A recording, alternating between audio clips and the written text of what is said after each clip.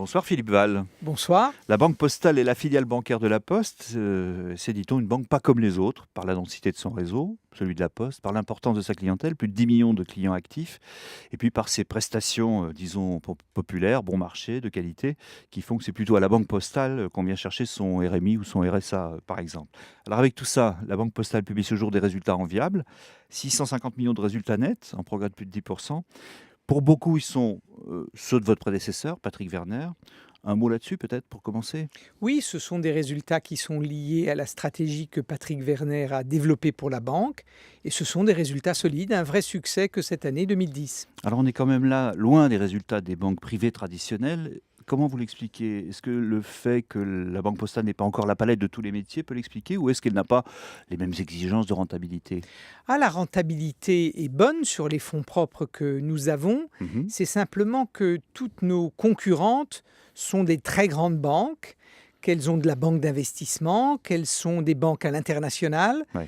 Et nous, notre seul marché, notre seul métier, notre seule préoccupation, c'est la banque de détail, c'est-à-dire la banque des Françaises et des Français en France. Diriez-vous que c'est une banque plus ancrée sur l'économie réelle, comme on a pu le dire au moment de la crise, par Oui, exemple? je ne sais pas si on est plus ancré. En tout état de cause, c'est notre seule préoccupation, notre seul marché, la banque de détail en France. La Banque Postale est devenue pratiquement une banque universelle, c'est-à-dire qu'elle peut faire désormais pratiquement tous les métiers, le crédit à la consommation, le crédit immobilier, l'assurance.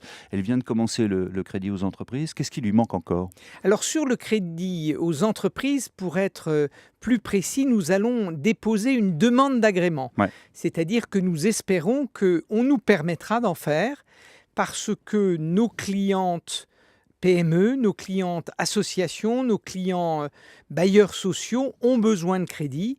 Et c'est le sens de la demande d'agrément que nous allons faire. Est-ce que vous allez le faire seul, ou est-ce que, comme vous l'avez fait pour l'assurance, par exemple, ou le crédit immobilier, vous allez vous associer à des partenaires bancaires, d'autres? Nous allons travailler avec des partenaires et le premier prestataire que nous avons choisi pour le crédit bail mobilier sera une filiale de la Société Générale et nous allons choisir d'autres prestataires au courant de l'année 2011. Donc, on va travailler avec des prestataires. Crédit bail immobilier, c'est l'équipement des entreprises qui achètent des Oui, machines. c'est le financement des C'est ça. machines, le financement des fourgonnettes, le financement des camions. Enfin, c'est tout ce qui permet aux entreprises de travailler. Pour accélérer les choses, votre prédécesseur avait envisagé d'acheter une banque, la Banque Palatine, spécialisée dans le crédit aux PME.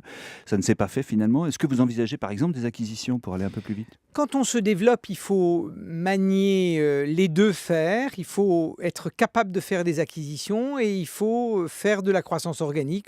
Nous ferons les deux. La Poste a changé de statut l'an dernier. Elle a désormais des actionnaires, l'État et la Caisse des dépôts, pour les nommer. Il faudra les satisfaire. Est-ce que, d'après vous, c'est compatible avec les missions, l'image de la Banque Postale telle que je l'ai décrivée en commençant? Ah oui, parce que je crois que les deux actionnaires de notre maison mère, la Poste, ont la préoccupation, par définition, du service public, du développement de l'économie. Et donc, nous pourrons les satisfaire. Et je crois que c'est une grande partie de l'ADN de la Banque Postale d'être la banque de tous, la banque accessible, la banque de service public même. Et donc, c'est une force que nous avons et nous entendons la développer. Il y a un dossier en cours qui est assez compliqué, c'est le dossier Dexia. Dexia, c'est une banque de détail en Belgique et puis c'est la banque de financement des collectivités locales en France. Elle a beaucoup souffert de la crise. On sait que la Caisse des dépôts, par exemple, aimerait bien que la Banque Postale se porte à son secours. C'est possible? Mais en tout cas, la Caisse des dépôts ne nous a pas dit qu'elle le souhaitait. Mhm. Ce que nous avons fait avec Dexia dans la période récente, c'est ce que nous faisons avec les autres banques françaises. Nous avons acheté des obligations foncières de Dexia parce que ça correspondait à notre intérêt. Ce sont des valeurs mobilières intéressantes, ce sont des titres de dette intéressants pour nous.